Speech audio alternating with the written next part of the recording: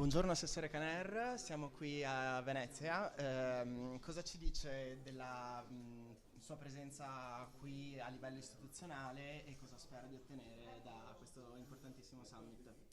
Festival delle Regioni che ormai è un appuntamento molto importante per tutte le regioni italiane per valorizzare quello che è il lavoro sul territorio che le amministrazioni locali fanno in un paese che è bello, importante, ma che ha un turismo diversificato, un'agricoltura diversificata, esigenze diverse, insomma ogni regione in Italia ha delle peculiarità e quindi è bene festeggiare e valorizzare questi territori che sono diversi uno dall'altro pur essendo all'interno di un paese unico e quindi il fatto che venga riconosciuto questo ruolo delle regioni che tra l'altro in alcune materie hanno anche delle competenze esclusive, questo è secondo me molto importante, quindi i tavoli che andremo a affrontare oggi ci permettono di creare e di avere degli spunti che provengono sia dagli enti locali ma anche da altri attori del territorio che sono presenti al tavolo e che faranno da stimolatori. Quindi territorio protagonista, ma allo stesso tempo si cerca anche di guardare a una dimensione molto più ampia.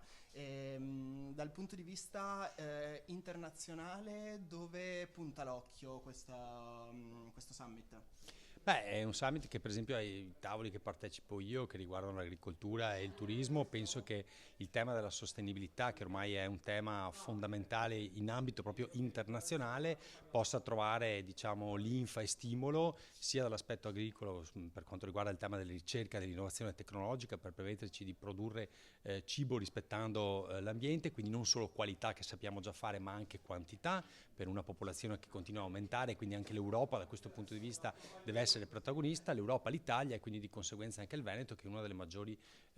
diciamo, regioni produttrici e lo stesso per il turismo, siamo a Venezia, una città che insomma, fa del turismo sicuramente no, la propria arma fondamentale, ma è anche vero che il tema dell'overtourism diventa una problematica importante, quindi anche qui il tema della sostenibilità in ambito turistico diventa fondamentale e penso che Venezia insomma, se la giochi con poche al mondo relativamente a questo tema, cioè il fatto di essere una piccola città, di fatto un museo a cielo aperto, che però ha il problema di gestire questi tanti turisti, tutti vogliono venire a Venezia ed è giusto che sia così e quindi ci sarebbero tantissime tematiche da affrontare in questo ambito, insomma penso che noi potremmo fare da buona pratica, da stimolatori anche per tante altre città al mondo. Quindi possiamo dire che comunque la sfida di Venezia e del Veneto è la ricerca di un equilibrio tra una crescita potenziale e una salvaguardia del territorio. Assolutamente sì, concordo in pieno con questa affermazione. Grazie mille.